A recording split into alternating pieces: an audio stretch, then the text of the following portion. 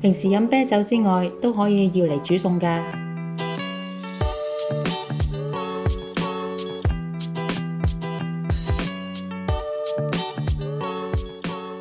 洗乾淨鴨件，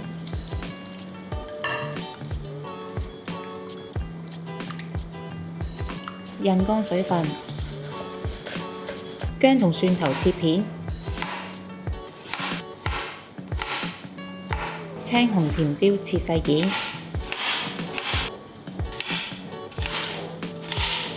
喺鑊加少少油，加熱，落花椒爆炒，大概2分鐘，隔起花椒，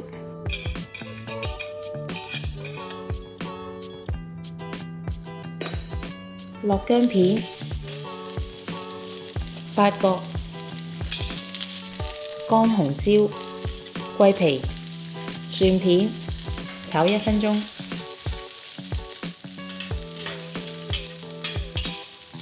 跟住加入鴨件，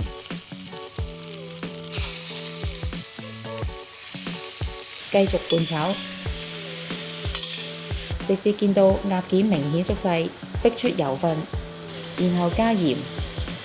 生抽、啤酒，然後蓋上鍋蓋，開中大火，